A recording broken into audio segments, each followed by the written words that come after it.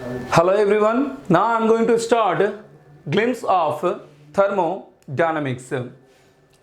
At first, in the glimpse of thermodynamics, I'm going to start with the first law of thermodynamics. One by one हम लोग क्या करेंगे, देखते जाएंगे. सबसे पहले फर्स्ट लॉ ऑफ थर्मोडायनामिक्स में जितने भी कंक्लूजन ड्रॉ किए गए हैं वो कंक्लूजन ड्रॉ कर दूंगा मैं यहाँ पे. Then after we will move to the second law of thermodynamics. Second law of thermodynamics के बाद एंट्रोपी पे, मतलब obvious entropy is also the part of the second law of thermodynamics. उसके बाद हम लोग मूव करेंगे कहाँ पे, mainly will move to the pure substance.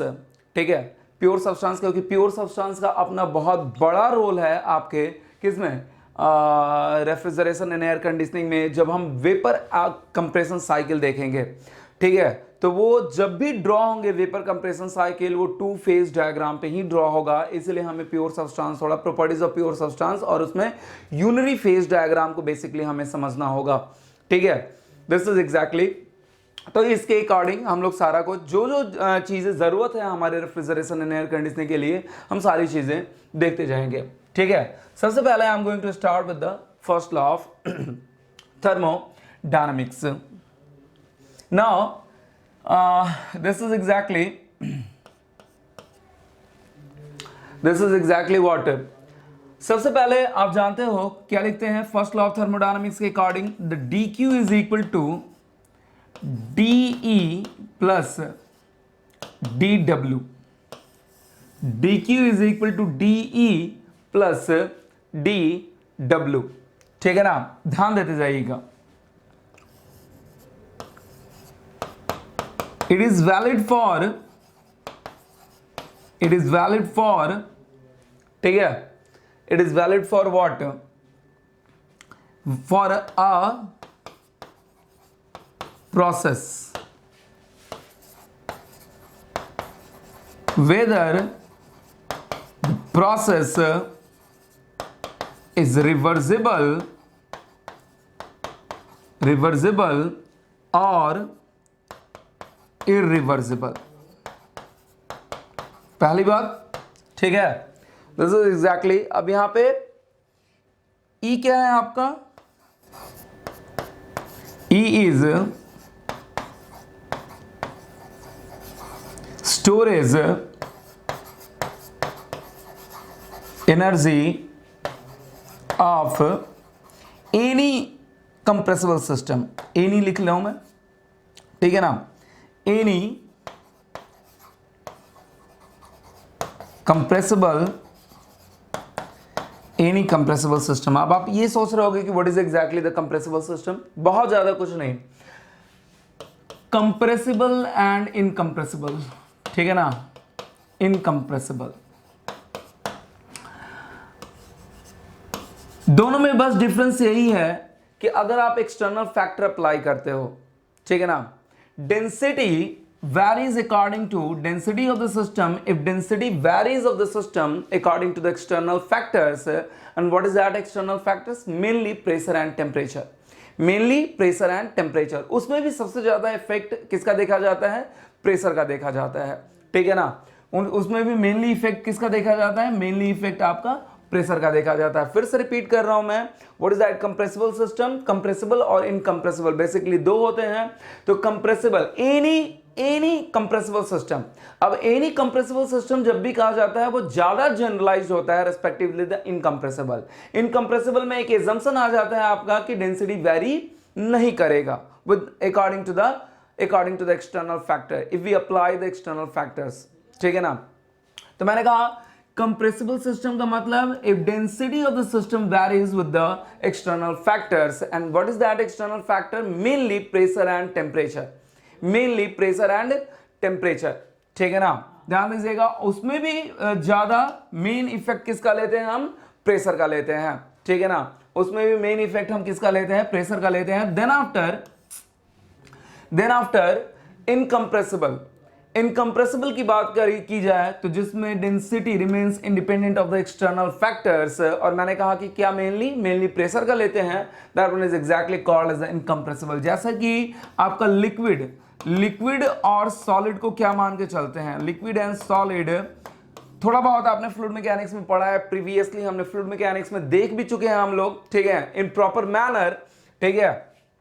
Previously fluid mechanics का जब सब्जेक्ट हम लोगों ने सीखा था, हम लोगों ने समझा था, तो from the first chapter properties of fluid में ही ये सारी चीजें हमने डील की थी, ठीक है ना।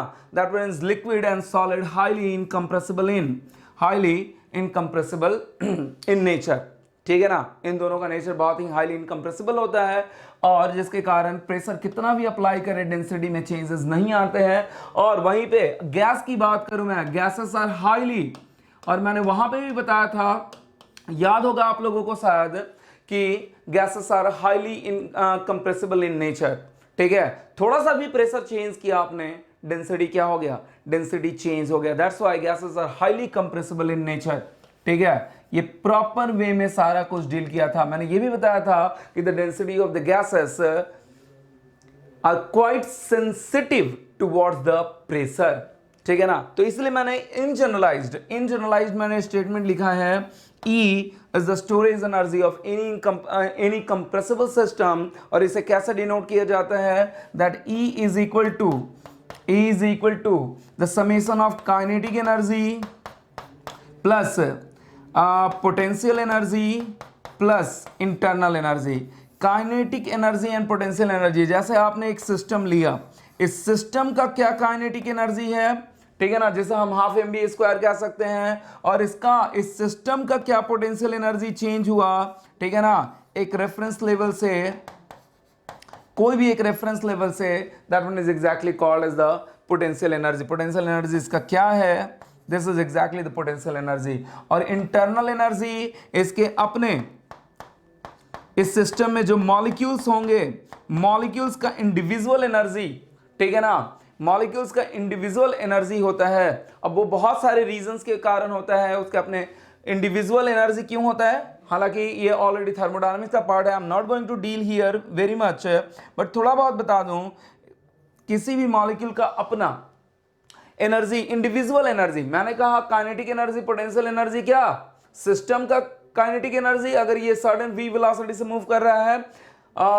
इसका पोटेंशियल एनर्जी, अगर ये सिस्टम सर्टेन रेफरेंस लेवल से z आपका ऊपर है, तो पोटेंशियल एनर्जी एग्जिस्ट करेगा।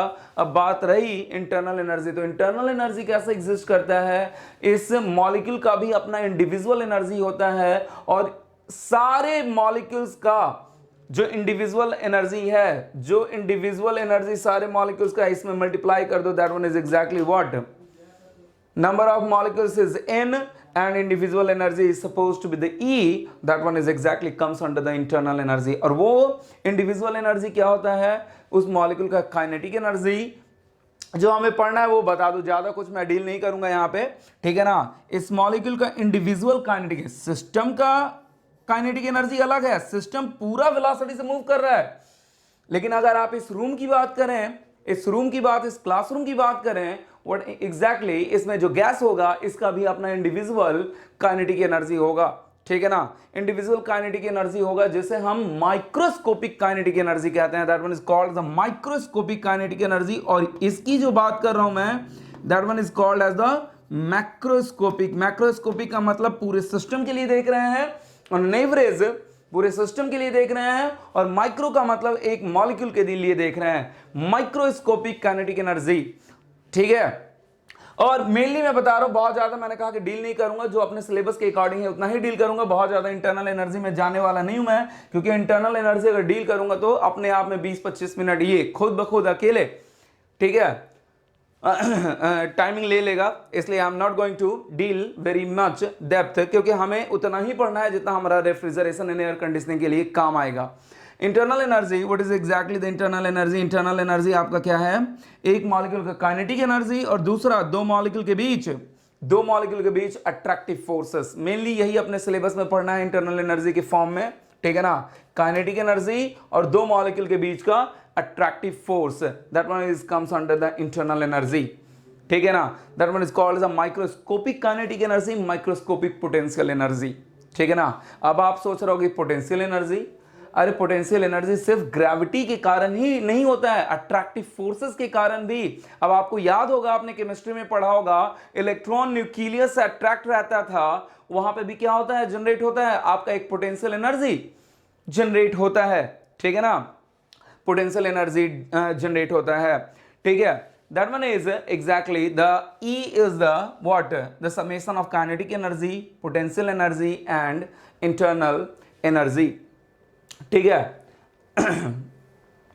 अगर मैं बात करूं then what we can write down, if एक assumption लूंगा मैं यहां पे, एक assumption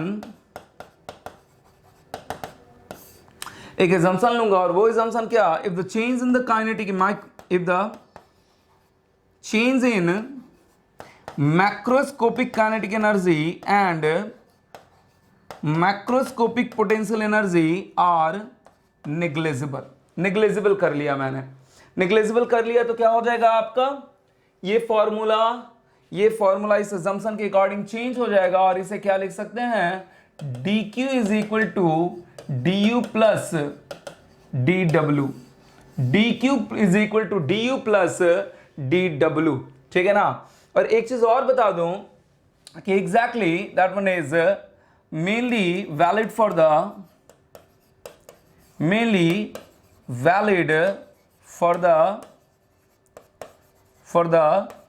closed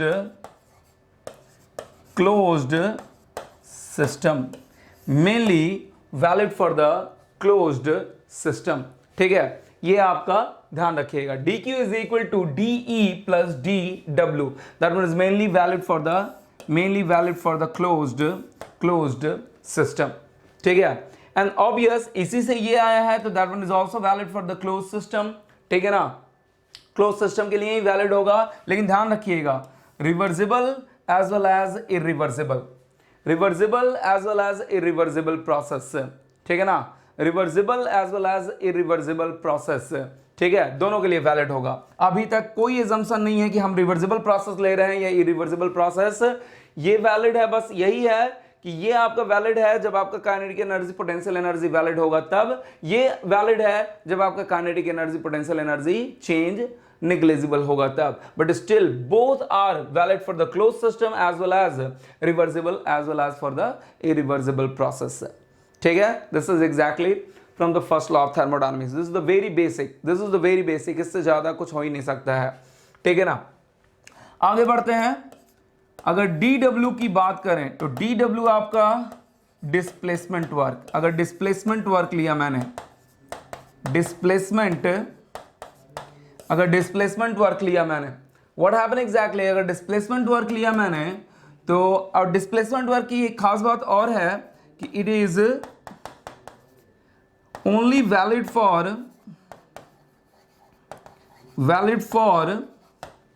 reversible process,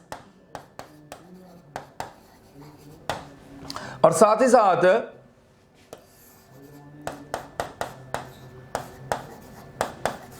majorly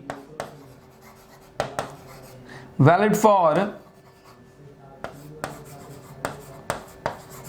close,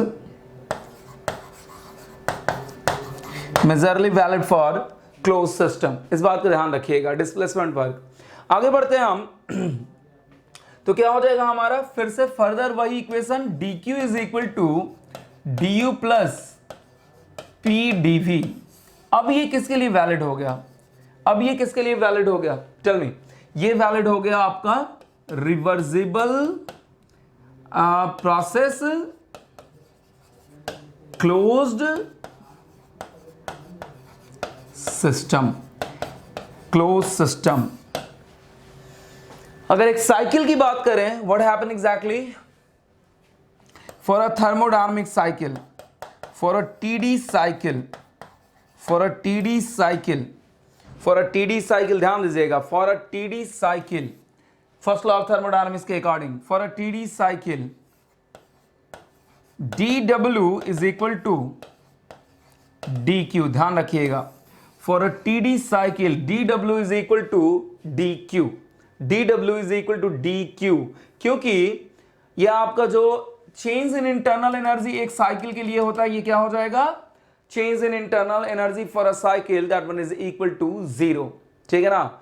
the change in internal energy, क्योंकि साइकिल में क्या होता है, एक थर्मोडायनामिक साइकिल में जहां से चलें वहीं पे पहुंच गए, जहां से चले वहीं पे पहुंच गए, तो चेंज इन इंटरनल एनर्जी क्या होगा, change in internal energy du is equal to 0, जिसके कारण क्या हो जाएगा आपका इस साइकिल के लिए, इस कंप्लीट साइकिल के लिए, ठीक है, 182 2b1 इस कंप्लीट साइकिल के लिए क्या हो जाएगा, du is equal to 0 182b1, ठीक है, थर्मोडायनामिक साइकिल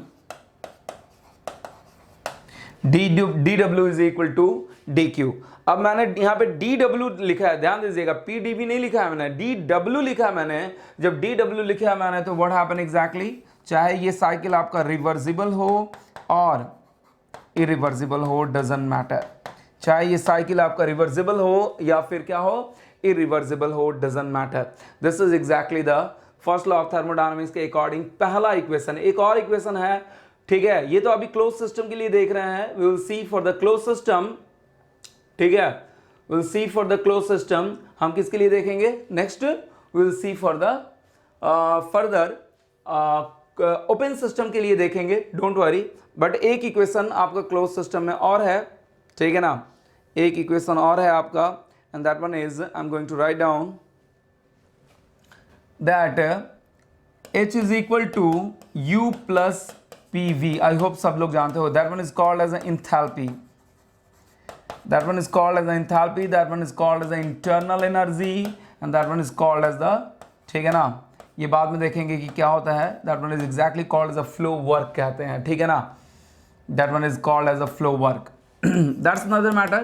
यहाँ पे कोई ज़रूरत नहीं है फ्लो वर्क की, ठीक है, यहाँ पे फ्लो वर्क बहुत ज़्यादा मैं डील नहीं कर सकता, क्योंकि फ्लो वर्क अपने आप में, ठीक है, समझाना, ठीक है, टिपिकल टास्क है। बट ऑब्वियस थर्मोडायनामिक्स में ये सारी चीज़ें पढ़ने को मिलती हैं जब हम लोग क्या पढ़ते हैं, open system, close flow process पढ़ते हैं, एक्चुअली ओपन सिस्टम पढ़ते हैं, ठीक है ना। तो ये आपका फ्लो वर्क आता है, H is equal to U plus PV, not the rho, ये रो मत समझ लीजिएगा, that one is the PV, ठीक है, that one is exactly flow work, that is the internal energy, that one is the enthalpy. आप सोच रहे होगे कि फ्लो वर्क आपका क्लोज सिस्टम में कहां से आ गया। फ्लो वर्क तो जनरली फ्लो प्रोसेस के लिए होगा, यानी कि ओपन सिस्टम के लिए होगा, जब आपका कोई भी वर्किंग फ्लूइड फ्लो कर रहा होगा। डोंट वरी, मैंने कहा कि ये फ्लो वर्क है, बट एक क्लोज सिस्टम में कोई ना कोई प्रेशर तो होगा ना, कोई प्रेशर होगा और इसका अपना सर्टेन वॉल्यूम होगा, ठीक है ना, इसका अपना सर्टेन वॉल्यूम होगा, तो इसके पास टोटल प्रेशर एनर्जी कितना होगा ये आपको डिनोट कर रहा है आपका पीवी, ठीक है ना। This is exactly such that. Now P V अगर इसे क्या करें, डिफ्रेंशिएट करें, d H is equal to d plus P d V plus V d P, इस तरीके से लिख सकते हैं। पीवी दोनों वेरिएबल मान के चल रहा हूं, पी और वी दोनों, तो कैसा लिख सकते हैं, पीडीवी प्लस वीडीपी। अब ये थोड़ा रियलाइज करिए, डी प्लस पीडीवी क्या होगा आपका, d plus P d V is further d Q लिख सकते हैं अकॉर्डिंग टू द प्रीवियस। अरे देखिए ना, रियलाइज करिए, अकॉर्डिंग टू द प्रीवियस, ठीक है। DH is equal to DU plus PDV plus VDP, और ये हो गया DQ and that mean is the VDP, ठीक है। तो DQ क्या लिख सकते हैं, DQ can be written as the DH minus VDP लिख सकते हैं। इस फॉर्मूले के साथ एक इंटरेस्टिंग पॉइंट ये है कि सबसे पहली चीज तो ये रिवर्सिबल प्रोसेस के लिए वैलिड है। रिवर्सिबल प्रोसेस के लिए क्यों वैलिड है, क्योंकि DQ का जो यहां फॉर्मूला लिखा मैंने वो कैसे आया है, रिवर्सिबल प्रोसेस के थ्रू ही आया है। तो पहली बात कि that one is valid for the reversible process. दूसरी बात ये इस फॉर्मूले के साथ, that one is the valid for closed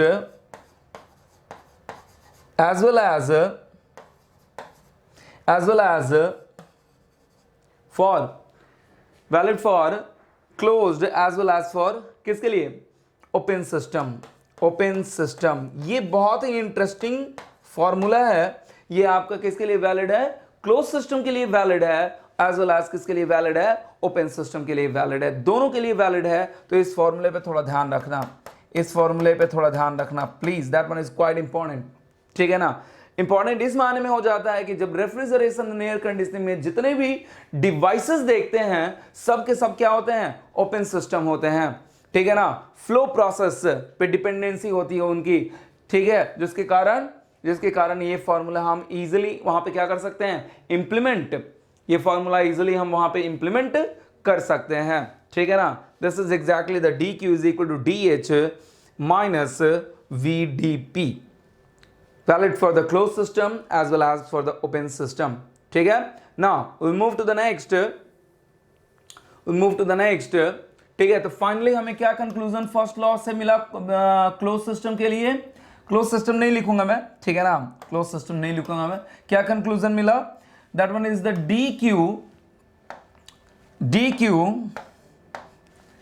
final conclusion d Q is equal to d U plus P d V, ठीक है, पी डी वी, ठीक है। दैट वन, एक काम करता हूं पूरा ही लिख देता हूं मैं, पूरा ही लिख देता हूं, इट विल बी बेटर। मैंने कहा कि d Q is equal to D E plus D W, ये आपका एक फॉर्मूला इसी से डिराइव होके आया, क्या आपका, दैट वन इज इसी से डिराइव होके आया आपका d Q is equal to d U plus D W, ठीक है ना, इसी से डिराइव होके आया। अब ये दोनों के दोनों वैलिड हैं किसके लिए, जहां पे ई क्या है लिख दे रहा हूं मैं, ई आपका macroscopic kinetic energy, macroscopic potential energy plus and that one is the macroscopic in nature, यानी कि किसके लिए देखेंगे हम, किसके लिए, सिस्टम के लिए, कंप्लीट सिस्टम, जहां पे यू किसके कारण, इंडिविजुअल मॉलिक्यूल के कारण, इंडिविजुअल मॉलिक्यूल का एनर्जी और into total number of molecules करेंगे तो अपने आप इंटरनल एनर्जी आएगा, ठीक है। और इस केस के लिए क्या है आपका, मैक्रोस्कोपिक काइनेटिक एनर्जी का चेंज, मैक्रोस्कोपिक पोटेंशियल एनर्जी का चेंज मैंने क्या कर दिया है, निग्लेक्ट कर दिया है, ठीक है। ये दोनों के दोनों वैलिड हैं, reversible as well as irreversible, ध्यान रखिएगा किसके लिए वैलिड है, reversible as well as irreversible process, ठीक है। और फिर किसके लिए वैलिड है, मैंने कहा कि that one is also valid for the closed system, ठीक है। उसके बाद मैंने कहा कि डी डब्ल्यू, ध्यान दीजिएगा, यहीं से डिराइव होके आया, फिर further d Q is equal to d U plus P d V, लेकिन अब ये किसके लिए वैलिड हो गया, ये किसके लिए वैलिड हो गया, रिवर्सिबल एंड किसके लिए वैलिड हो गया आपका, ये वैलिड हो गया आपका क्लोज सिस्टम, ठीक है। और यहां से क्या मिला आपको, d W is equal to P d V, इसको कहते हैं डिस्प्लेसमेंट वर्क, ठीक है, displacement work mainly valid for या मेजरली वैलिड फॉर, मेनली या मेजरली, ठीक है, मेनली और मेजरली दोनों में से कुछ भी कह सकते हो, मेजरली भी लिख दे रहा हूं मैं, majorly valid for closed system. हालांकि थर्मोडायनामिक्स पढ़ते हैं तो इसके बारे में और डील करते हैं, ठीक है, पीडीवी के बारे में, ठीक है, कि in some cases, some rare cases ये PDV work close open system के लिए भी यूटिलाइज होता है। इन सम रेयर केसेस मैंने कहा कि ये पीडीवी, इसलिए मैंने यहां पे ओनली वैलिड फॉर नहीं लिखा है, मैंने क्या लिखा है, मेनली और majorly valid for close system, ठीक है ना। लेकिन हम यहाँ पे थर्मोडायनामिक्स नहीं देख रहे हैं, इसलिए यहाँ पे ये इतना कुछ हम नहीं करेंगे, ठीक है ना। D Q is equal to d U plus P d V. उसके बाद क्या आया हमारा, एक फॉर्मूला इंथैल्पी का मिला है, H is equal to U plus P V, enthalpy is equal to internal energy plus what is exactly the flow work. आप कहोगे कि क्लोज सिस्टम के लिए फ्लो वर्क कहाँ है भाई, तो फ्लो वर्क मैंने कहा क्लोज सिस्टम के लिए फ्लो वर्क नहीं है, बट इस क्लोज सिस्टम में क्या है, सर्टेन प्रेशर है, सर्टेन पीवी है, प्रेशर एनर्जी तो इसके पास है ही, इसलिए ये प्रेशर एनर्जी यहाँ पे डिनोट कर रहा है, ठीक है। या फिर वैसे सोच सकते हो कि अगर इस क्लोज सिस्टम को equivalent to the flow system बना दिया जाए तो उसके पास फ्लो एनर्जी कितना रहेगा, फ्लो वर्क कितना रहेगा, that is exactly what, PV.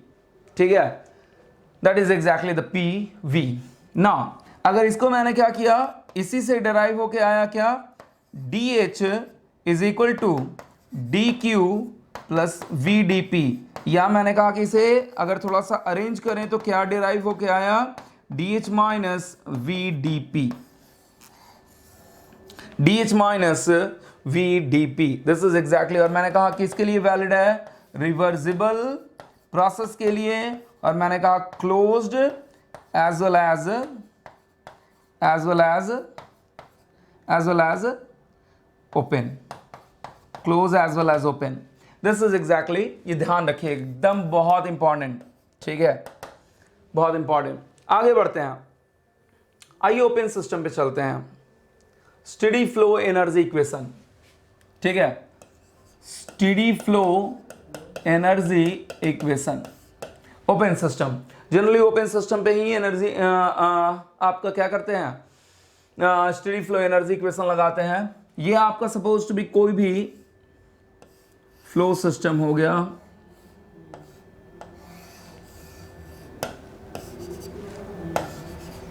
This is exactly the system, या जिसे हम कंट्रोल वॉल्यूम कहते हैं, जिसे हम कंट्रोल वॉल्यूम कहते हैं, ठीक है। दिस इज द, जहां से इन कर रहा है इस पॉइंट को हम 1 मान लेंगे, जहां से आउट हो रहा है इस पॉइंट को हम क्या मान लेंगे, 2 मान लेंगे। That one is the inlet, 2 is the exit, ठीक है। रेफरेंस पॉइंट ले लिया मैंने, कोई भी रेफरेंस पॉइंट इटसेल्फ मान लो, यही रेफरेंस पॉइंट ले लिया मैंने, जो बॉटम है सिस्टम का वही रेफरेंस लेवल ले लिया मैंने, रेफरेंस लेवल ले लिया मैंने। तो इस रेफरेंस लेवल से that one is suppose to be the Z, that one is suppose to be the Z1, Z1 is the potential head कहते हैं, पोटेंशियल, ठीक है ना। एलिवेशन कितना है, ठीक है ना, पोटेंशियल एनर्जी के लिए elevation is taken to be the Z1 and that elevation is taken to be the Z2, ठीक है। Now what we can write down, SFEE energy flow, steady flow energy equation, पूरा नाम हो गया इसका। अगर 1 पे इंथैल्पी आपका पर यूनिट मास की बात करें, देखिए कैपिटल तो तब यूटिलाइज करते हैं, HIU, कैपिटल तो तब यूटिलाइज करते हैं जब इसमें मास ऑलरेडी इंक्लूडेड हो, ठीक है ना। जब मास ऑलरेडी इंक्लूडेड हो तो इसे इंथैल्पी कहते हैं, इंटरनल एनर्जी कहते हैं। अगर पर यूनिट मास हो जाए, पर यूनिट मास हो जाए तो इसे कहते हैं स्मॉल इंथैल्पी या फिर स्पेसिफिक इंथैल्पी, ठीक है ना, या इंथैल्पी पर यूनिट मास, जिसका यूनिट हो जाता है किलो जूल पर केजी। और आपका U by M is small u, that one is the internal energy, specific internal energy, specific internal energy, ठीक है। तो मैंने कहा H1 है, अगर वेलोसिटी यहाँ पे C1 है, ठीक है ना, velocity is suppose to be the C1, यहाँ पे सपोज टू बी Q, आपने क्या किया, Q कंट्रोल वॉल्यूम में ऐड किया, और कंट्रोल वॉल्यूम के थ्रू आपको क्या मिल रहा है, सर्टेन, कंट्रोल वॉल्यूम के थ्रू क्या मिल रहा है आपको, सर्टेन व्हाट एग्जैक्टली क्या मिल रहा है आपका, वर्क डन मिल रहा है। तो इस, और यहां पे आपका ऑब्वियस H2 इज आउटलेट पे, एग्जिट पे H2, वेलोसिटी आपका फ्लो का C2 एंड पोटेंशियल हेड तो दिया ही हुआ है, that one is the Z2। अब energy balance, steady flow energy equation, first law में एनर्जी बैलेंस करेंगे। Steady flow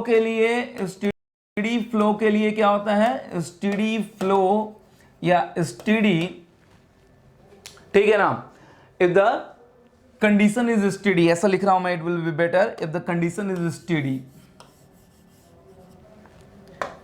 if the condition is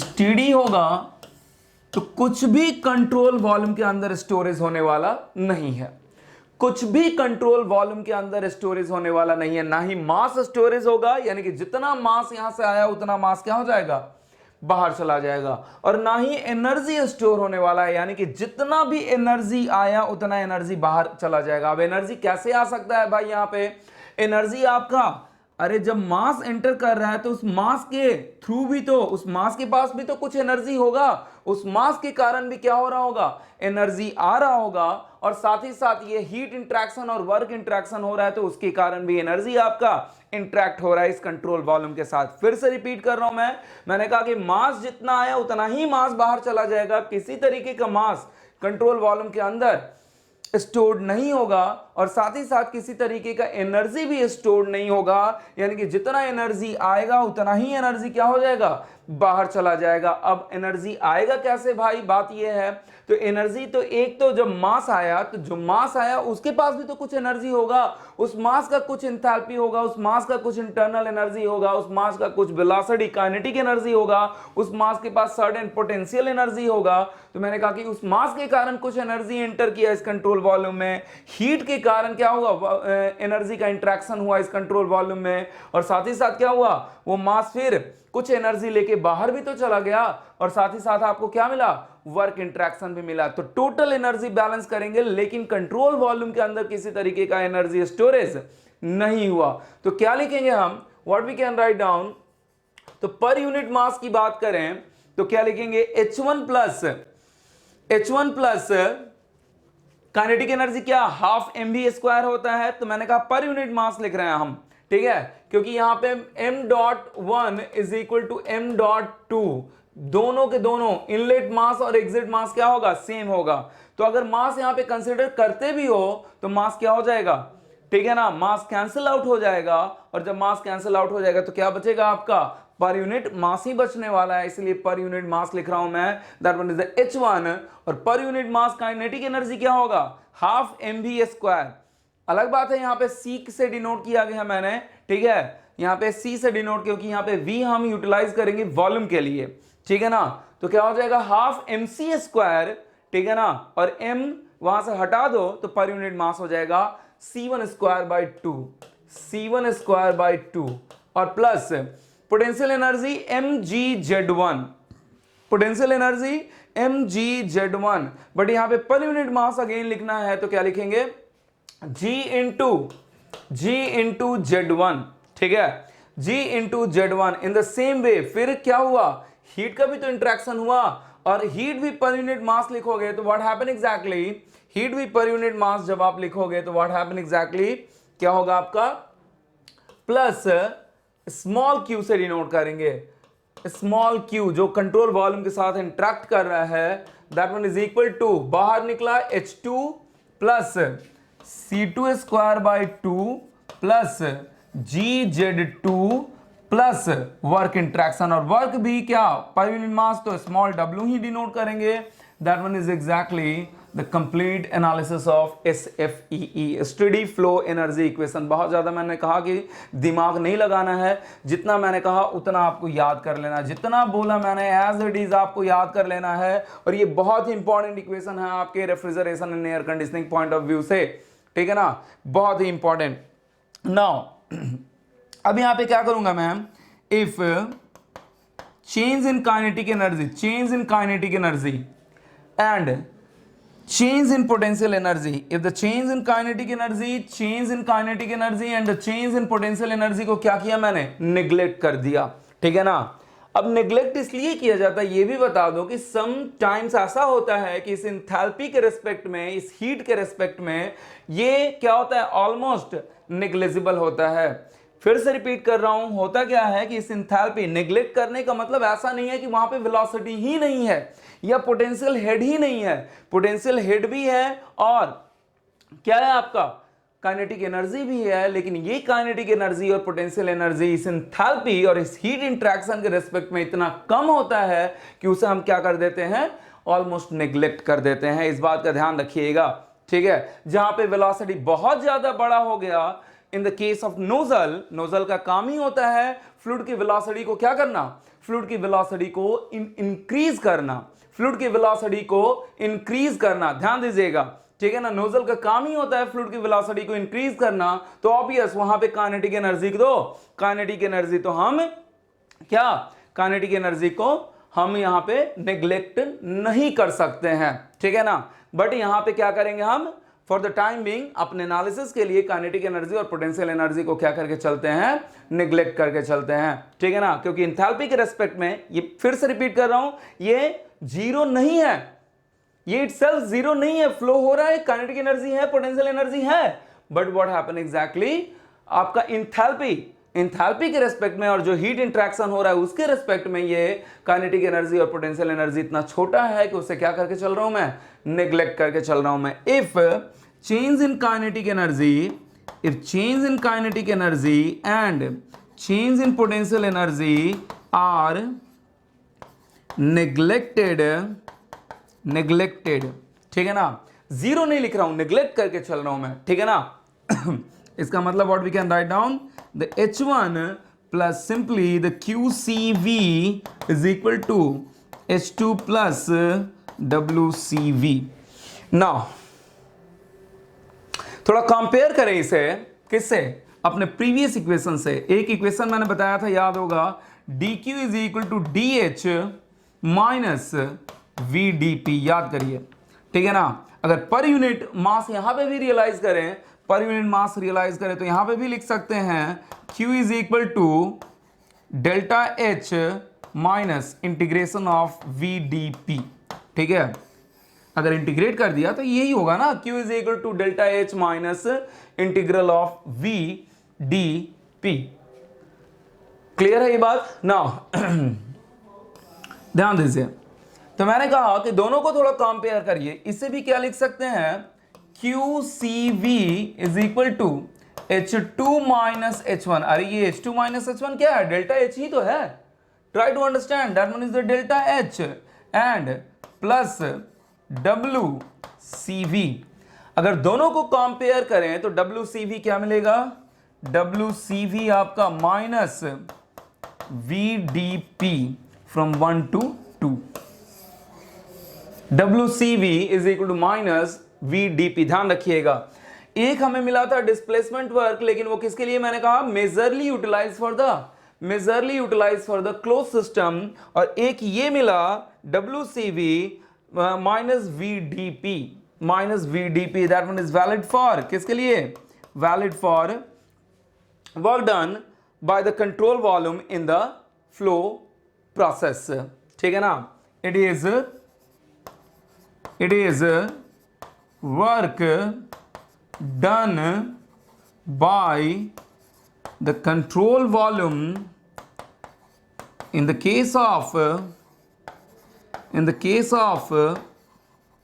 flow process। Valid किसके लिए होगा, थोड़ा रियलाइज करें, ये किसके लिए वैलिड मैंने बताया था, दैट मीन्स वैलिड फॉर किसके लिए, that is valid for first one, it is valid for reversible process. ध्यान दीजिएगा, सबसे पहले किसके लिए वैलिड बताया था मैंने, ये वाला इक्वेशन मैंने बताया था रिवर्सिबल प्रोसेस के लिए वैलिड होगा। तो सबसे पहली बात, रिवर्सिबल प्रोसेस के लिए ये वैलिड है।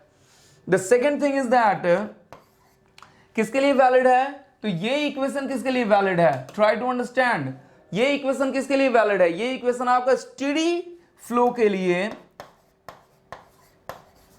स्टेडी स्टेट के लिए वैलिड है, यह स्टेडी फ्लो के लिए वैलिड है, ठीक है ना। नेक्स्ट,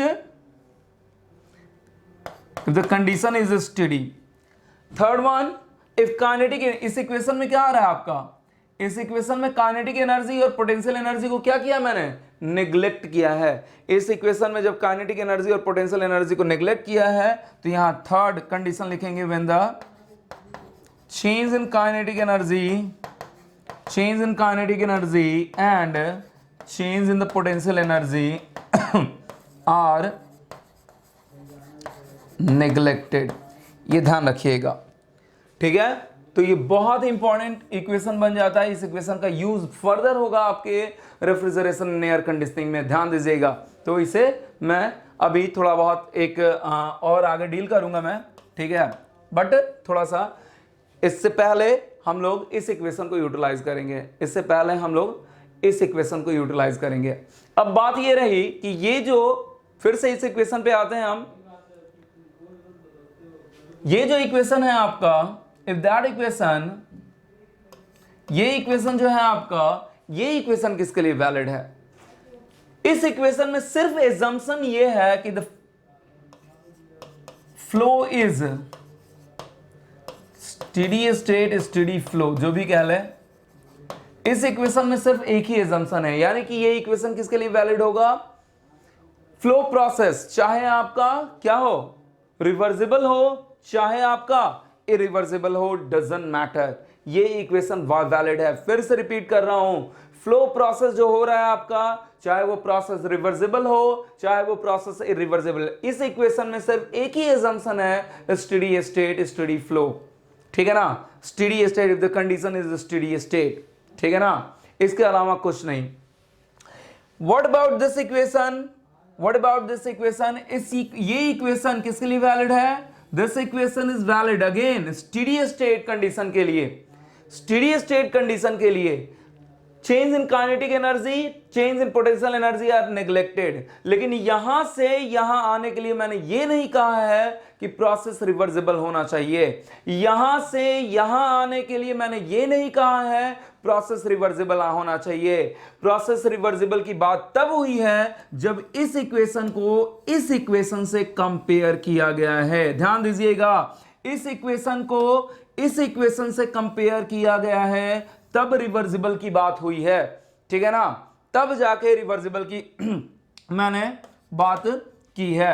यहां तक क्या है आपका? Steady state condition and delta K E and delta P are neglected, but still that one is valid for the reversible process as well as for the irreversible process.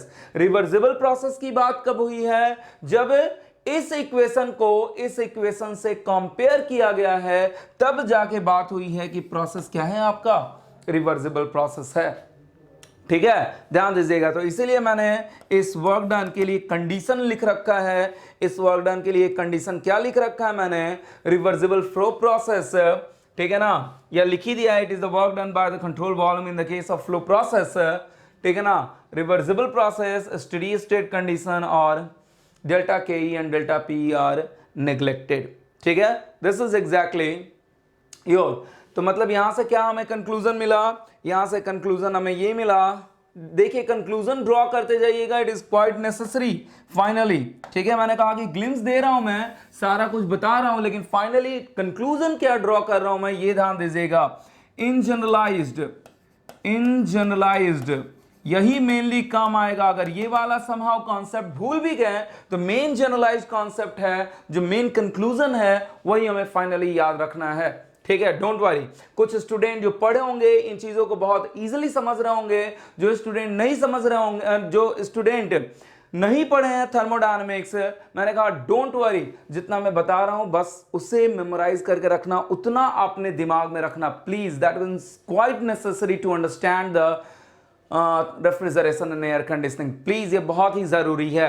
In generalised किसके लिए? Steady state condition के लिए। If the condition is steady state, if the condition is steady state, if the condition is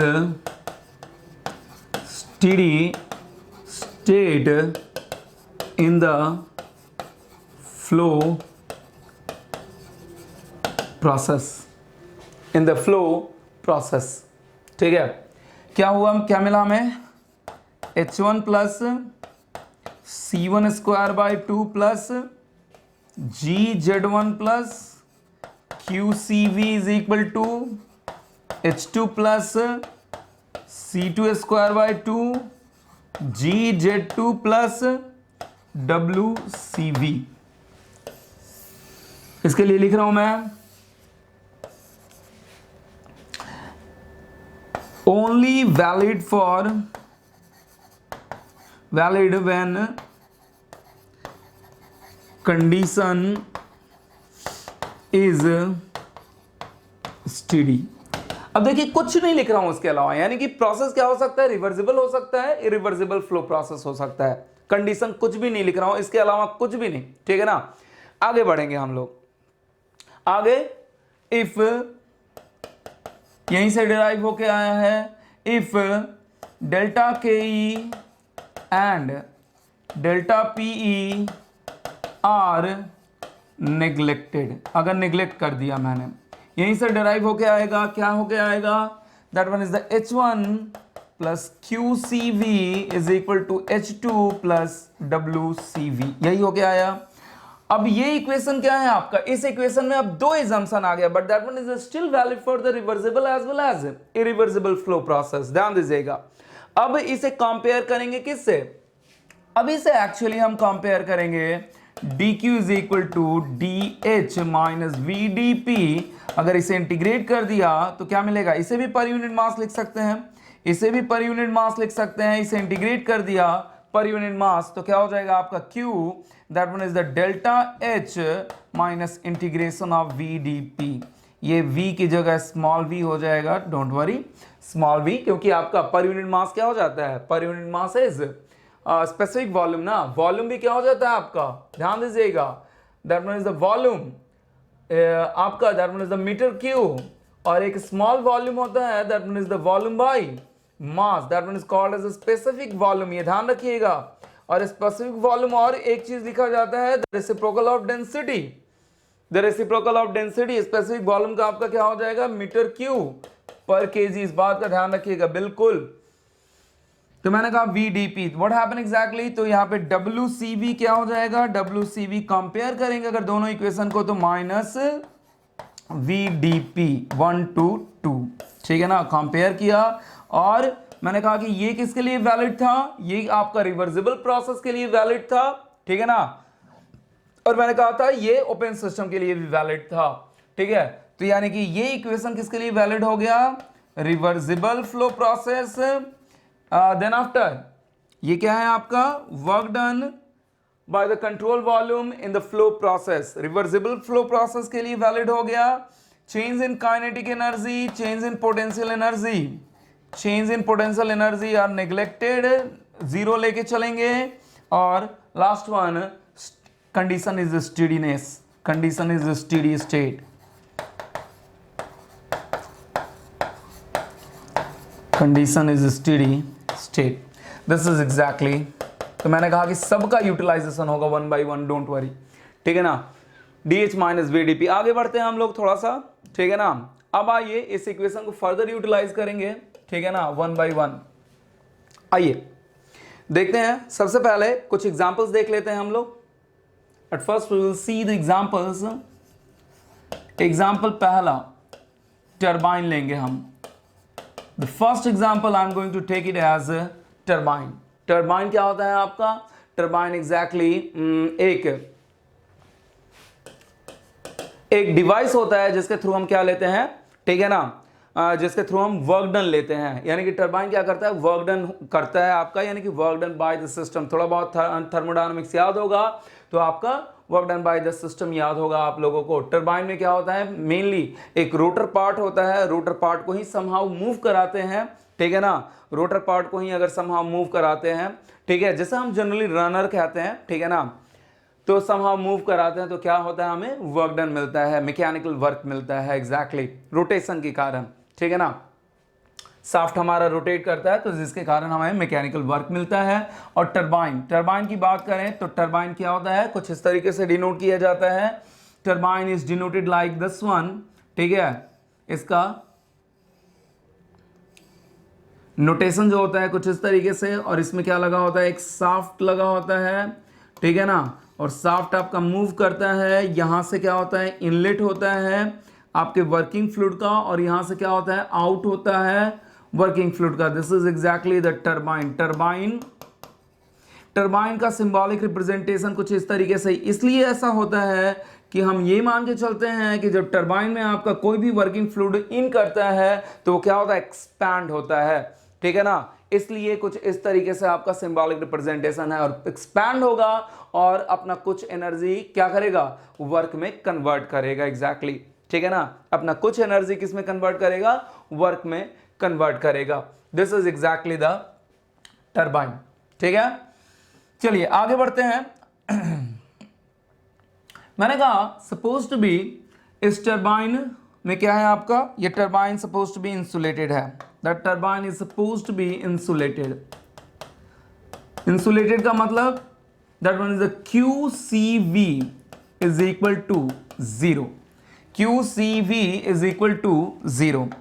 ठीक है, assumption है, obvious assumption ले रहे हैं। और क्या है आपका, obvious steady state condition, steady state condition. Steady state condition के बाद व्हाट हैपन एग्जैक्टली, मान लिया मैंने डेल्टा के ई ये भी मान के चल रहा हूं, 3 assumption, delta K E and delta P भी मान के क्या चल रहा हूं, क्योंकि मैंने कहा अगेन कि एक्चुअली ये जीरो नहीं होता है फ्लो प्रोसेस में। कहां से जीरो हो जाएगा भाई, ये फ्लो हो रहा है, 1 पे जा रहा है, 2 पे जा रहा है, कुछ ना कुछ तो वेलोसिटी होगा ही ना, काइनेटिक एनर्जी तो होगा ही। बट इसे इसलिए मान के लेके चलते हैं क्योंकि जो टरबाइन एंथैल्पी यहां पे मौजूद होता है, मास के साथ एसोसिएटेड जो एंथैल्पी होता है, उस एंथैल्पी के रेस्पेक्ट में काइनेटिक एनर्जी इतना कम होता है, इतना कम होता है। अब मैं कहूं कि 100 में क्या किया मैंने, 100 में 1 जोड़ दिया, ऑलमोस्ट नेग्लेजिबल है, सीधी सी बात है। ठीक है ना, तो व्हाट इज एग्जैक्टली, ये क्या है, almost negligible with respect to what, the enthalpy associated with the mass. ये कह रहा हूं कि ये जीरो नहीं है, नेग्लेक्टेड है। Delta K E and delta P are neglected. Now what we can write down, अब इसे क्या लिख सकते हैं, अगेन उसी तरीके से H1, 3 एजम्पशन है, H1 QCV तो फर्दर क्या हो गया, 0 हो गया ना, QCV 0 हो गया तो H1 इस साइड तो अब H1 ही बच जाएगा, बाकी कुछ बचेगा ही नहीं। H1 is equal to H2 plus WCV। ठीक है ना, WCV क्या मिलेगा आपको, H1 माइनस H2 मिलेगा। क्लियर है, WCV is equal to H1 minus H2, this is exactly your water. ठीक है, टरबाइन के लिए, तो टरबाइन के लिए क्या हो जाएगा आपका, W turbine H1 minus H2। अब आप जानते हो work done by the system, turbine क्या करेगा, work done by the system that must be positive. Sign convention आपको शायद पता होगा, ये साइन कन्वेंशन हमें पता होना चाहिए। What we can write down, the work done by the system, जब भी साइन कन्वेंशन लेते हैं, work done by the system, work done by the system is taken to be positive, and the work done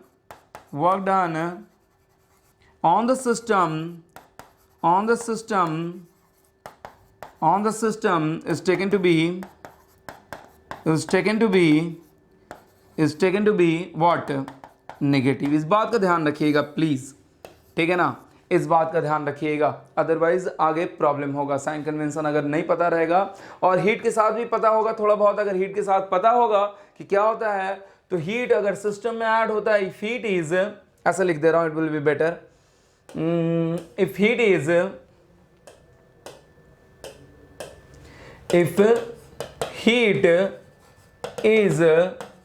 added to the system, if heat is added to the system, that one is taken to be positive. If heat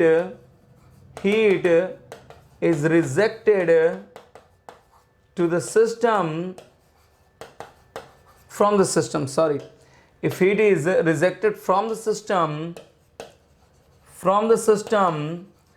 is taken to be negative। इस बात का ध्यान रखिएगा। तो ये sign convention is quite necessary, ये sign convention is quite necessary, बहुत ही ज़रूरी है आपके, ठीक है, आपके एनालिसिस के लिए रेफ्रिजरेशन में।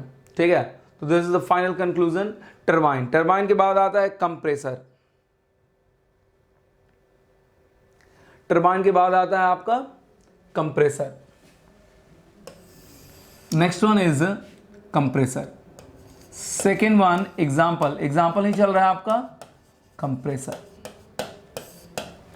कंप्रेसर की बात अगर करें हम, तो कंप्रेसर में क्या होता है, कंप्रेसर का सिंबॉलिक रिप्रेजेंटेशन जो होता है कुछ इस तरीके से होता है। कंप्रेसर का सिंबॉलिक रिप्रेजेंटेशन यहाँ पे इन, यहाँ पे आउट, ठीक है, दैट मींस यहाँ पे क्या करता है, ये गैस को कंप्रेस करता है। जब गैस को कंप्रेसर, नाम ही कंप्रेसर है, गैस को कंप्रेस करता है, इसलिए कैसा शो करना किया गया है, that means like this one, ठीक है ना, गैस को क्या कर रहा है, कंप्रेस कर रहा है, ठीक है ना। और ये यहां पे क्या दिया जाता है, शाफ्ट पे इनपुट दिया जाता है, ध्यान दीजिएगा, शाफ्ट पे इनपुट, मैकेनिकल इनपुट दिया जाता है समहाउ, ठीक है ना, या मोटर के थ्रू या फिर जैसे भी, ठीक है ना, शाफ्ट पे इनपुट दिया जाता है समहाउ, और ये शाफ्ट पे इनपुट देने के कारण क्या करता है, इस गैस को कंप्रेस करता है, और कंप्रेस के करने के कारण 1 पे एनर्जी कम और 2 पे एनर्जी क्या हो जाता है, जब कंप्रेस किया गया तो फ्लूइड पे एनर्जी दिया गया शाफ्ट के थ्रू, ठीक है ना, फ्लूइड पे जब एनर्जी दिया वर्किंग फ्लूइड पे, तो 2 पे क्या हो जाएगा, एनर्जी ज्यादा हो जाएगा, और 1 पे एनर्जी क्या हो जाएगा, कम हो जाएगा, ऑब्वियस, यू कैन रियलाइज। तो what happen, this is exactly the compressor, ठीक है, ये वर्क इनपुट है, और work input you know very well क्या होगा, नेगेटिव आना चाहिए, that should be the negative, but don't worry, हम ऐसे ही लेके चलेंगे। अब इसे भी क्या कर दिया मैंने, इसे भी इंसुलेट कर दिया, इसे भी इंसुलेट कर दिया, द इंसुलेट कर दिया, what happen exactly, QCV is equal to 0, steady state तो है ही, सीधी सी बात है, steady state, then after delta KE and delta PE and delta PE almost equal to 0, ठीक है, नेग्लिजिबल, सीधी सी बात है।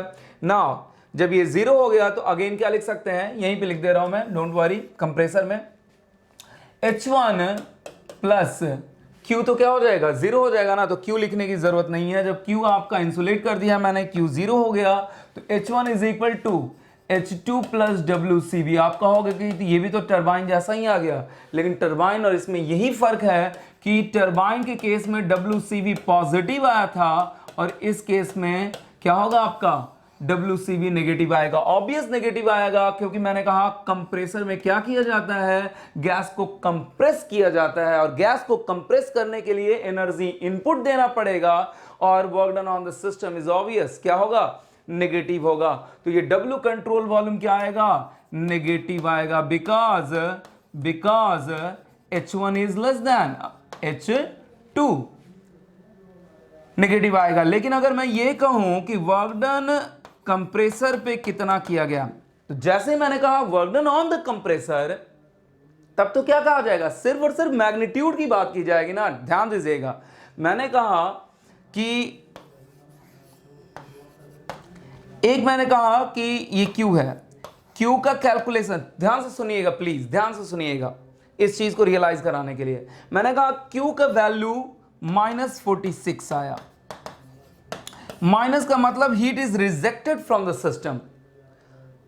अगर आपके क्वेश्चन में यही पूछ ले कि what is the value of rejected heat from the system, तो क्या फिर से ये नेगेटिव साइन क्या बता रहा है, नेगेटिव साइन ये बता रहा है heat is rejected from the system. अगर मैंने कहा कितना हीट, पहले ही पूछ लिया कि कितना हीट रिजेक्ट करेगा सिस्टम से, तो आप रियलाइज करो, क्या फिर से नेगेटिव साइन देने की जरूरत है, क्या फिर से नेगेटिव साइन देने की जरूरत है। अब वहां पे क्या होगा, जब रिजेक्टेड मैंने कह ही दिया कि कितना हीट रिजेक्ट होगा फ्रॉम द सिस्टम, तो आपको सिर्फ क्या कहना होगा, सिर्फ और सिर्फ आपको मैग्नीट्यूड बताना होगा कि what is the magnitude of the rejected heat, यानी कि यहां पे क्या लिखोगे 46 kilo joule. In the same way ये नेगेटिव साइन क्या बता रहा है, work done on the control volume बता रहा है, work done on the system बता रहा है, लेकिन हम जानते हैं कि कंप्रेसर पे हमें क्या देना पड़ता है, इनपुट देना पड़ता है। जब ऑलरेडी कहा गया कि कंप्रेसर पे कितना वर्क किया गया, या what is the value of the work done on the compressor, तब तो नेगेटिव साइन, तब तो हम सिर्फ क्या लिखेंगे, मैग्नीट्यूड लिखेंगे, इस नेगेटिव साइन की कोई जरूरत नहीं होगी। जब इस नेगेटिव साइन की कोई जरूरत नहीं होगी तो W कंप्रेसर क्या लिख सकते हैं, that one is the H2 minus, सिर्फ और सिर्फ मैग्नीट्यूड की बात होगी, ठीक है ना, W compressor is equal to H2 minus H1। Try to realise, ठीक है, try to realise, this is exactly your compressor. आगे बढ़ते हैं, now will see for the heat exchanger.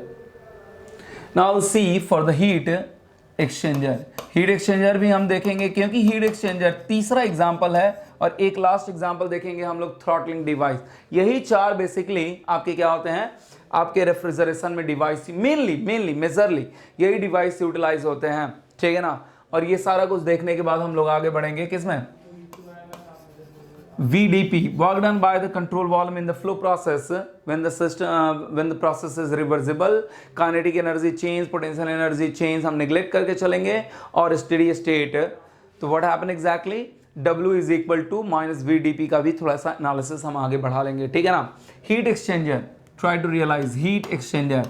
Heat exchanger की बात अगर करें हम, ठीक है ना, if I am going to do the analysis of heat exchanger, क्या हो सकता है आपका, that one is heat exchanger में तो मेनली क्या होगा, WCV 0 होता है। हीट एक्सचेंजर का एक खास प्रॉपर्टी होता है कि इसके लिए W, इसमें सिर्फ और सिर्फ क्या होता है आपका, हीट का एक्सचेंज होता है from one fluid to another fluid, from one fluid to another fluid, इस बात का ध्यान रखिएगा। WCV, ठीक है, WCV तो क्या हो सकता है आपका H1 प्लस WCV 0 होता है। एक चीज और बता दूं मैं, kinetic energy change delta KE and delta PE को भी क्या करके चल रहा हूं मैं, नेग्लेक्ट करके चल रहा हूं, और साथ ही साथ steady state condition, steady state condition. तो स्टेडी स्टेट कंडीशन जब हो गया तो कैसे यूटिलाइज कर सकता हूं मैं, QCV is equal to simply H2 हो गया, ठीक है, H1 plus QCV is equal to H2, ठीक है, H2। now what we can write down, that QCV is H2 minus H1। थोड़ा ध्यान दीजिएगा, इफ हीट इज एडिशन, अगर मान लो सपोज टू बी ये फ्लूइड है आपका, फ्लूइड फ्लो हो रहा है, अगर यहाँ पे हीट एडिशन हुआ कंट्रोल वॉल्यूम में, हीट एडिशन हुआ, ध्यान दीजिएगा, हीट एडिशन हुआ, वर्क डन किसी तरीके का वर्क डन नहीं है, हीट एडिशन हुआ, if heat is added to the control volume, if heat is added to the control volume, then what happen exactly, if heat is added to the control volume, what we can write down, क्या लिख सकते हैं हम, that QCV is equal to that one is the QCV is positive, H2 minus H1 क्या होगा, H2 minus H1 आपका positive होगा, ठीक है ना, बिकॉज हीट ऐड होगा तो इंथैल्पी क्या होगा, finally H2 is greater than flow, working fluid का एनर्जी क्या होता जाएगा, इंक्रीज करता जाएगा, that's why the H2 is greater than H1। Now the next one, if heat is, इसी में इफ हीट इज रिजेक्टेड, अगर मान लो कि यही आपका दूसरे कलर से इसी में कर दे रहा हूं मैं, ठीक है ना, इन द सेम, अगर आपका हीट क्या हो जाए, कंट्रोल वॉल्यूम से रिजेक्ट होने लगे, if heat is rejected, if heat is rejected from the control volume, तो ये क्या हो जाएगा, QCV आपका नेगेटिव हो जाएगा, QCV क्या हो जाएगा, नेगेटिव हो जाएगा, ठीक है ना, QCV नेगेटिव हो जाएगा because H2 is less than H1, H1 क्या हो जाएगा आपका, ग्रेटर हो जाएगा। नाउ अगर QCV, तो अगर आपके क्वेश्चन में पूछे कि what is the value of the Q rejected, तो क्या लिखोगे, सिंपली H1 माइनस, ये ध्यान रखिएगा, ठीक है ना, ये ध्यान रखिएगा, मैग्नीट्यूड सिर्फ, जैसे ही Q रिजेक्टेड हुआ मैग्नीट्यूड सिर्फ लिखेंगे, ठीक है, this is exactly the heat exchanger. अब यहाँ पे हीट एक्सचेंजर आप कहोगे कि हीट एक्सचेंजर कौन कौन सा होगा, तो हीट एक्सचेंजर आपका बताया होगा, थोड़ा सिलेबस याद होगा, तो इवेपोरेटर और कंडेंसर, ये दोनों के दोनों क्या हैं, ये दोनों के दोनों आपके हीट एक्सचेंजर की तरह काम करेंगे, और यही हम रियलाइज करेंगे अपने एनालिसिस में, ठीक है ना, इवेपोरेटर एंड कंडेंसर, ये दोनों के दोनों आपके क्या है, हीट एक्सचेंजर हैं। Now we move to the next, throttling device, ठीक है ना, थ्रॉटलिंग डिवाइस, ऑलमोस्ट हमारा फर्स्ट लॉ ऑफ थर्मोडायनामिक्स खत्म ही होने वाला है, then after will move to the second law of thermodynamics, उसका कुछ कंक्लूजन करेंगे फाइनली, ठीक है ना। Then after throttling device, throttling device के लिए मैं यहाँ पे I am going to change the colour actually, कौन सा, ये फोर्थ एग्जांपल है ना, स्टेडी फ्लो एनर्जी इक्वेशन का, throttling device, throttling device, throttling device की अगर बात करें हम, तो थ्रॉटलिंग डिवाइस के साथ अब यहाँ पे बहुत ज्यादा डिस्कशन करने वाला नहीं हूं मैं, कुछ सिर्फ प्रॉपर्टीज का डील करूंगा कि थ्रॉटलिंग डिवाइस के लिए क्या होता है आपका QCV 0 होता है। The second thing is that, ठीक है ना, आपका व्हाट हैपन एग्जैक्टली, WCV इसके लिए क्या होता है 0 होता है।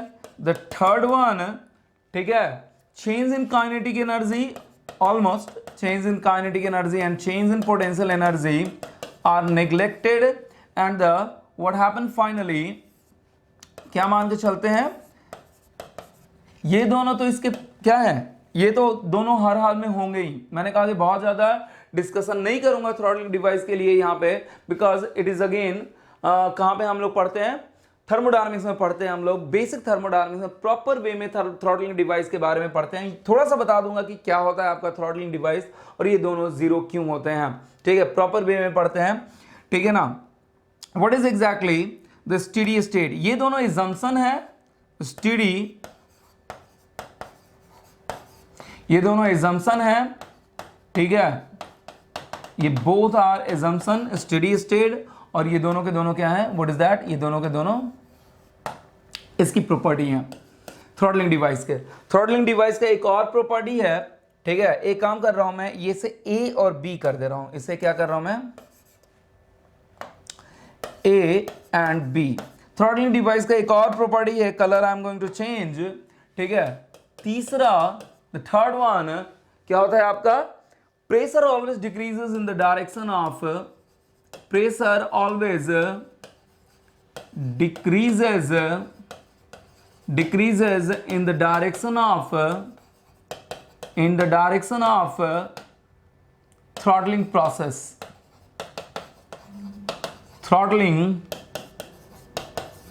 Pressure always decreases in the direction of throttling process. And the fourth one, एक और प्रॉपर्टी है, वो आगे देखेंगे, डोंट वरी, जब सेकंड लॉ का ग्लिम्स लेंगे तब देखेंगे थ्रॉटलिंग प्रोसेस में क्या होता है। इवन हम लोग प्योर सब्सटेंस में देख लेंगे, डोंट वरी, ठीक है ना। Pressure always decreases in the direction of throttling process. And finally the fourth one क्या होता है आपका, that one is highly irreversible in nature, highly irreversible in nature, ठीक है, ध्यान दीजिएगा। ये दोनों और ये दोनों के दोनों, ये चारों के चारों कैरेक्टरिस्टिक्स हैं इस थ्रॉटलिंग डिवाइस के। थ्रॉटलिंग डिवाइस क्या होता है, a small constriction of flow, क्या होता है आपका, a small constriction of flow, ठीक है ना, लाइक पोरस प्लग, ठीक है, a small constriction of flow like porous plug, small constriction of flow, जिसका डायमीटर, एक पाइप ऐसा जिसका डायमीटर बहुत ही कम है, that one is also considered as a throttling device, ठीक है ना, जिसका डायमीटर बहुत ही कम है। पोरस प्लग, अब आप खुद सोचो ना, एक पोरस प्लग है, पोरस प्लग से अगर फ्लो हो रहा है तो उसका डायमीटर कितना होगा, बहुत ही कम होगा, ठीक है ना, बहुत ही कम एग्जैक्टली, मतलब एक सिंपल होल की बात करें, एक सिंपल स्मॉल होल की बात करें, इस तरीके का अगर, ठीक है ना, इस तरीके का पोरस प्लग अगर बात करें तो इतने छोटे छोटे स्मॉल होल होते हैं, उसी होल से क्या हो रहा है आपका, उसी होल से एग्जैक्टली फ्लो हो रहा है। This is exactly the porous plug, ठीक है, पोरस प्लग, इसी से आपका एग्जैक्टली होल हो रहा है, सॉरी फ्लो हो रहा है, ठीक है। तो मैंने कहा कि diameter, what happen exactly, diameter बहुत ही छोटा होता है। और फ्लूइड मैकेनिक्स, अगेन प्रीवियसली हमने फ्लूइड मैकेनिक्स हम लोगों ने पढ़ रखा है, ठीक है ना, प्रीवियसली फ्लूइड मैकेनिक्स पढ़ रखा है। We know that fluid mechanics के according FLV² by 2GD, V is not volume here, FLV² 2GD, याद होगा डार्सी-विसबैक इक्वेशन, FLV², V का मतलब व्हाट है, वेलोसिटी, यहां पे हम C डिनोट करेंगे वेलोसिटी को, FLC² 2GD।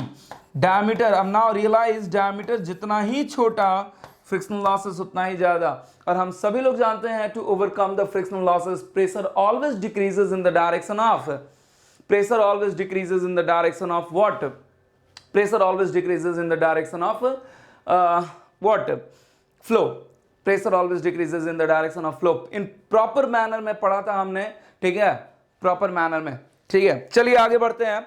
Now move to the next one, throttling device. Throttling device का ये मैंने कहा ये तो एजम्पशन है, मान लिया मैंने, लेकिन ये चारों के चारों क्या है, ये चारों के चारों एक और कैरेक्टरिस्टिक्स, मैंने कहा कि एक और कैरेक्टरिस्टिक्स होता है, और वो कैरेक्टरिस्टिक्स ये होता है कि the entropy in the case of throttling process, क्योंकि सेकेंड लॉ का ग्लिम्स हमने नहीं देखा इसलिए नहीं बता रहा था, बट थोड़ा बहुत बता दो, जो स्टूडेंट पढ़े हुए हैं ऑलरेडी वो समझ जाएंगे, जो नहीं पढ़े हुए हैं आगे हम ग्लिम्स देखेंगे तो वो उस चीज को रियलाइज कर लेंगे, देख लेंगे, मेमोराइज कर लेंगे। Entropy always increases in the direction of, ध्यान दीजिएगा, pressure always decreases in the direction of throttling process, but entropy always increases in the direction of throttling process. Entropy of the system always increases in the direction of throttling process. ठीक है, entropy of the system always increases in the direction of what, throttling process. इस बात का ध्यान दीजिएगा please, that is quite important, ठीक है, बहुत ही इंपॉर्टेंट है। This is exactly the throttling device. अगर इस पे SFE लगाते हैं, SFE लगाएं अगर हम, थोड़ा रियलाइज करना, अगर SFE लगाते हैं हम, तो SFE लगाएंगे तो क्या होगा, Q भी 0 है, W भी 0 है, डेल्टा KE और डेल्टा P भी 0 मान रखा है। व्हाट हैपन एग्जैक्टली, सिर्फ और सिर्फ हमारे पास क्या बचेगा, H1 is equal to H2, H1 is equal to H2। इसलिए इस थ्रॉटलिंग प्रोसेस को क्या कहा जा सकता है, इस थ्रॉटलिंग प्रोसेस को फर्दर, इस थ्रॉटलिंग प्रोसेस को क्या कहा जा सकता है, इस थ्रॉटलिंग प्रोसेस को also called as the isenthalpic process, क्योंकि इंथैल्पी क्या है, कांस्टेंट है। That throttling process is also called as it is also called as, ये भी एक कैरेक्टरिस्टिक्स ही हो गया, ठीक है ना, ये भी एक कैरेक्टरिस्टिक्स ही हो गया, ये भी एक प्रॉपर्टी ही हो गया इस थ्रॉटलिंग प्रोसेस का। It is also called as आइसेंथैल्पिक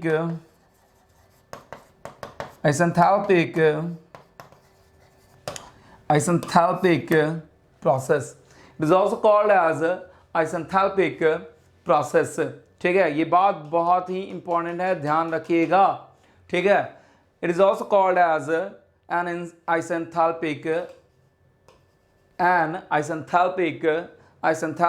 process, ठीक है, ये भी याद रखिएगा, बहुत ही इंपॉर्टेंट। जैसे आपका ये सब जितना इंपॉर्टेंट है, आपका जितना ये सब इंपॉर्टेंट है, that one is exactly, ये सब इंपॉर्टेंट है, उतना ही important, it is also called as an isenthalpic process. This is exactly your the throttling device, throttling process. Now we'll move to the last one for the what, first law of thermodynamics. ये आपका first law of thermodynamics ही कहलाता है, लेकिन open system के लिए कहलाता है। ऊपर हमने देखा था dq is equal to du plus dw, that one is again what, क्या आपका फर्स्ट लॉ ऑफ थर्मोडायनामिक्स, लेकिन किसके लिए, first law of thermodynamics for the process, for the close system, ठीक है ना, एक प्रोसेस के लिए, एक क्लोज सिस्टम के लिए, ठीक है ना। एंड नाउ फाइनली ये भी बताया था मैंने कि एक साइक्लिक प्रोसेस के लिए, साइक्लिक प्रोसेस कह लो या थर्मोडायनामिक साइकिल के लिए कह लो, थर्मोडायनामिक साइकिल के लिए मैंने बताया था the cyclic integral of dq is equal to cyclic integral of dw। ये complete analysis first law of thermodynamics के लिए, एक लास्ट मैं यहाँ पे देखूंगा, और लास्ट के बाद we will move to the next second law of thermodynamics में हम मूव करेंगे, उसके ग्लिम्स में मूव करेंगे और वो सारा कुछ देखेंगे हम लोग, ठीक है। Now finally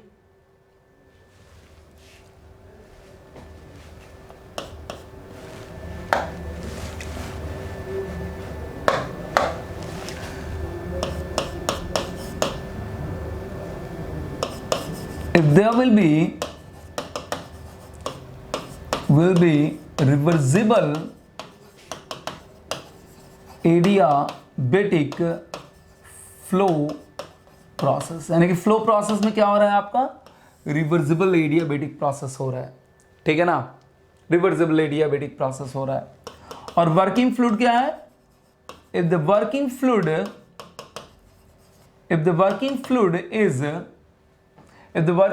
is an ideal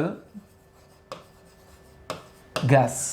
If the working fluid is an ideal gas, अगर वर्किंग फ्लूइड आपका आइडियल गैस है, ठीक है, if the working fluid is an ideal gas. Now अगर वर्किंग फ्लूइड आपका आइडियल गैस है तो आगे बढ़ते हैं हम लोग. व्हाट वी कैन से, इसके लिए क्या लिख सकते हैं, PV gamma is equal to constant. PV gamma is equal to constant. ठीक है. नाउ फ्लो सिस्टम के लिए, फ्लो प्रोसेस के लिए वर्क डन हमने देखा, work done by the control volume हमने देखा. ठीक है. कंडीशन क्या, steady state, reversible process as well as change in kinetic energy, change in potential energy. ठीक है. तो रिवर्सिबल प्रोसेस तो ले ही लिया मैंने, रिवर्सिबल प्रोसेस. और इफ द कंडीशन इज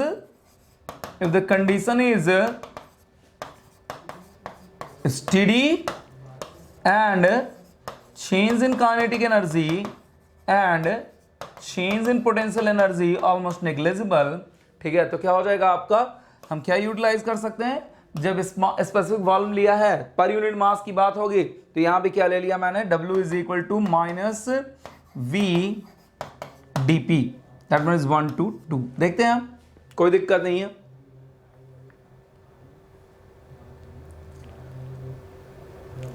क्या किया, V को P में चेंज कर दिया. ठीक है ना.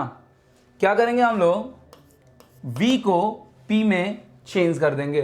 जब V को P में चेंज करेंगे, what happen exactly, C by P to the power 1 by gamma. ठीक है. 1 बाई गामा माइनस 1 to 2 का मतलब जिसमें भी कन्वर्ट किया, C तो बाहर चला आएगा, C 1 बाई गामा बाहर चला जाएगा, dp by p to the power 1 by gamma. कहां से कहां तक, 1 to 2 का मतलब यही, जिसमें भी इंटीग्रल आया फाइनली, जिसको भी कन्वर्ट किया, जिसमें भी कन्वर्ट किया, उसमें क्या लिखेंगे, उसमें उसका लिमिट दे देंगे इस 1 2 के अकॉर्डिंग. p1 p2 लिख दिया मैंने, क्योंकि अब फाइनली इंटीग्रल किसके रिस्पेक्ट में होगा, p के रिस्पेक्ट में होगा. तो माइनस साइन तो है ही, c to the power 1 by gamma dp by p to the power 1 by gamma. ठीक है. Now is equal to minus 1 by c to the power, that one is c to the power 1 by gamma integral dp p to the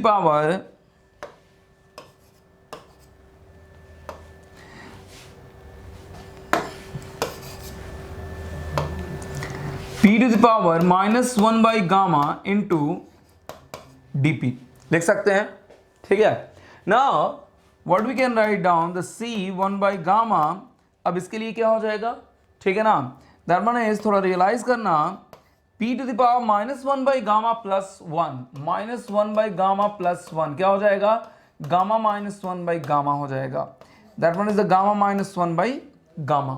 I hope you can understand. ठीक है ना. Plus 1 gamma minus 1 by gamma, और क्या हो जाएगा आपका denominator में, that one is gamma minus 1 by gamma, and that one is finally p12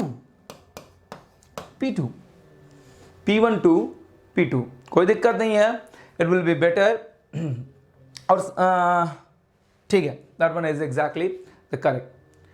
now will move to the next.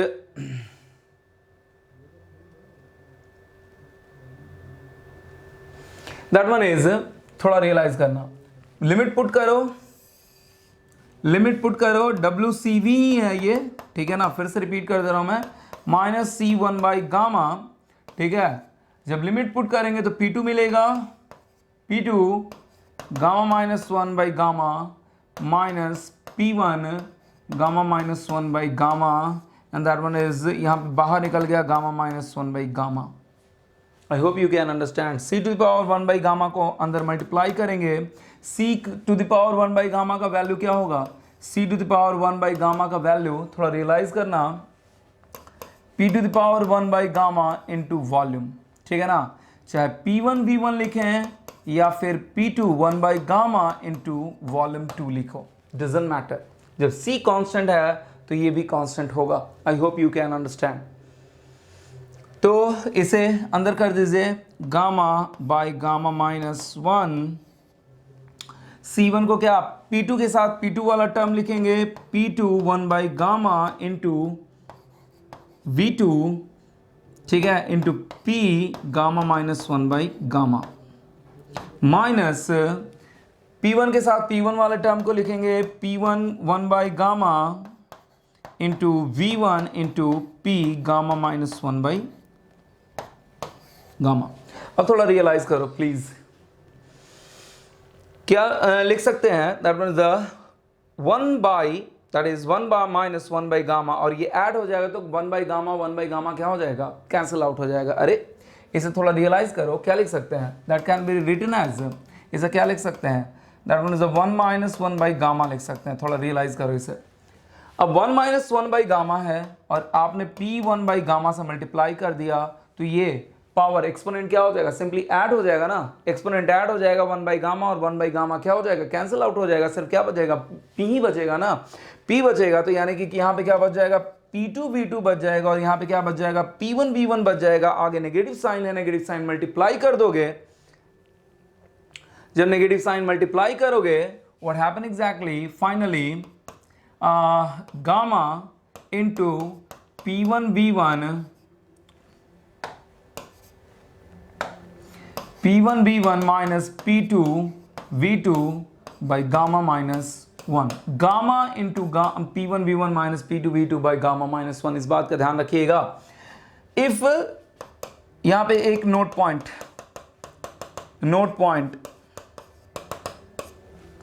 If process is polytropic, polytropic process के लिए आई hope you know very well polytropic. If process is polytropic, अगर process आपका polytropic हो गया, what happen exactly, PV n gamma की जगह क्या आ जाएगा, n आ जाएगा, और n आ जाएगा तो W कंट्रोल वॉल्यूम क्या हो जाएगा, W control volume is equal to the n by n minus, बस गामा की जगह रिप्लेस कर देना होगा P1 V1 minus P2 V2, P1 V1 minus P2 V2। This is the note point, याद रखिएगा। आगे बढ़ते हैं, इसी में ये नोट पॉइंट याद रखिएगा, इसी में थोड़ा सा आगे बढ़ते हैं, ठीक है ना, प्लीज रियलाइज करना, गामा बाई गामा माइनस 1, ठीक है ना, P1 V1 minus P2 V2, क्या लिख सकते हैं, पर यूनिट मास के लिए RT1 minus RT2।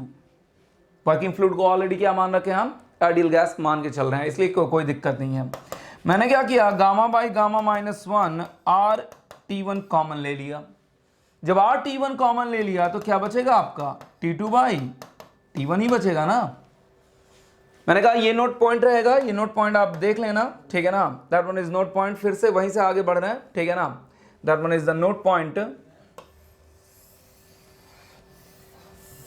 Polytropic process ये भी काम आएगा, इसलिए लिख दिया मैंने, gamma by gamma minus 1 RT1 1 minus T2 by T1। अब एडियाबेटिक प्रोसेस के according you know very well कि that is the T2 by T1। Ideal gas के लिए, एडियाबेटिक प्रोसेस के लिए टेम्परेचर, प्रेशर वॉल्यूम और as well as temperature volume सब में रिलेशन मिलता है, यू नो वेरी वेल, आप जानते होगे, ठीक है ना। तो प्रेशर वॉल्यूम में क्या रिलेशन मिलता है, P1 by P2 is equal to V2 by V1 to the power gamma, you know very well, reciprocal inverse relation होता है। लेकिन T यहां पे T2 by T1 direct relation होता है P2 by P1 to the power gamma minus 1 by gamma, gamma minus 1 by gamma. तो क्या हो जाएगा, यहां से मैं चेंज करूंगा और यहां पे लिखूंगा मैं, ठीक है। क्या होगा आपका, gamma by gamma minus 1 RT1 1 minus P2 by P1 to the power gamma minus 1 by gamma, ठीक है ना।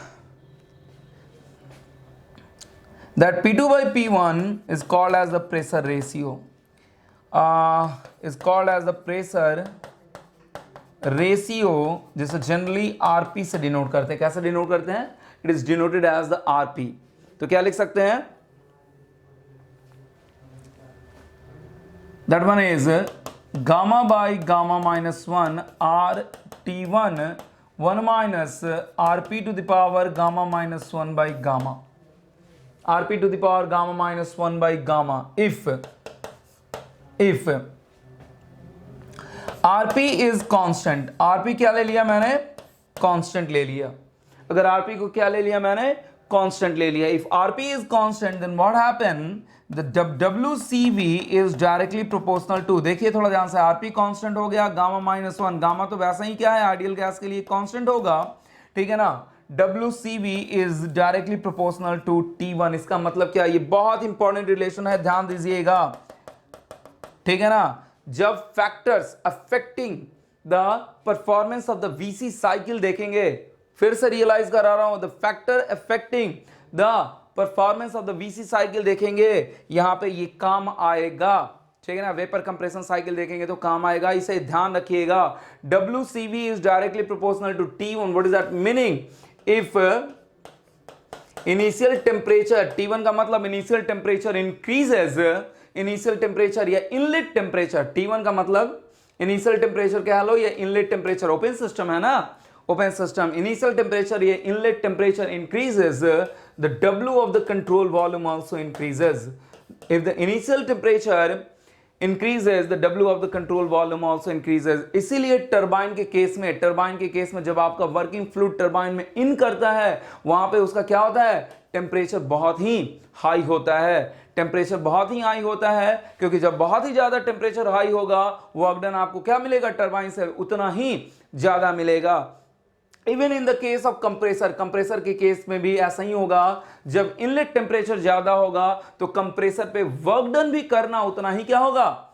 कंप्रेसर पे वर्क डन भी करना हमारे लिए उतना ही टिपिकल टास्क होगा, उतना ही ज्यादा, ठीक है ना, प्रॉब्लमैटिक सिचुएशन होगा, यानी कि वर्क डन हमारा कंप्रेसर पे कुल मिला के क्या होगा? ज्यादा लगेगा। इसका फिजिकल सिग्निफिकेंस भी समझाऊंगा कि ऐसा क्यों, वी विल सी। यहां पे मैं डिस्कस करने वाला नहीं हूं, I am not going to discuss here, ठीक है। इसका रीजन भी समझाऊंगा कि अगर कंप्रेसर पे वर्क डन ज्यादा होगा तो आखिर क्यों WCV ज्यादा होगा, कंप्रेसर पे work input on the compressor ज्यादा क्यों होगा। वहीं पे अगर टरबाइन के केस में टेम्परेचर ज्यादा होगा वर्किंग फ्लूइड का, तो टरबाइन हमें उतना ही वर्क डन आउटपुट देगा। ऐसा क्यों, एक एक करके समझेंगे। हालांकि ये भी, this is also the concept of, किसका कॉन्सेप्ट है? बेसिक थर्मोडायनामिक्स का ही कॉन्सेप्ट है। अगर अगेन बेसिक थर्मोडायनामिक्स आप जानते हो, it is quite easy to understand, ठीक है। डोंट वरी, हम समझने की कोशिश करेंगे, टेंशन मत लीजिए, बट नॉट हियर, यहां पे नहीं, ठीक है। This is the complete analysis of the first law of thermodynamics. First law of thermodynamics का क्या हुआ? कंप्लीट एनालिसिस हुआ। अब हम मूव करेंगे सेकेंड लॉ ऑफ थर्मोडायनामिक्स पे, ठीक है ना। फर्स्ट लॉ ऑफ थर्मोडायनामिक्स में हमने क्या देखा? ध्यान दीजिएगा, क्लोज सिस्टम के लिए, ठीक है ना, देन ओपन सिस्टम के लिए, देन आफ्टर आपका क्या? स्टेडी फ्लो एनर्जी इक्वेशन से रिलेटेड आपके एग्जांपल्स, और वो एग्जांपल्स बहुत नेसेसरी हैं, क्योंकि वही एग्जांपल्स हमने देखा है जो आपका रेफ्रिजरेशन एंड एयर कंडीशनिंग में जो आपका डिवाइस एक्चुअली यूटिलाइज होगा, ठीक है। तो वो आपका स्टेडी फ्लो एनर्जी इक्वेशन में वही चार, throttling device, heat exchanger, compressor and turbine, ठीक है ना। और फाइनली आपका क्या देखा हमने?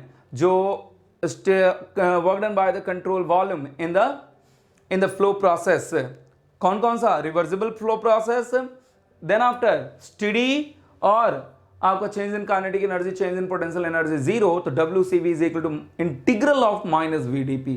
और अगर आपका रिवर्सिबल एडियाबेटिक है तो उसके अकॉर्डिंग वर्क डन हमने देख लिया, और आपका पॉलीट्रॉपिक है उसके अकॉर्डिंग भी वर्क डन हमने देख लिया, ठीक है। तो ये याद रखिएगा, दैट इज क्वाइट नेसेसरी, आगे काम आएगा, ठीक है। Now move to the next second law of glimpse of second law of thermodynamics।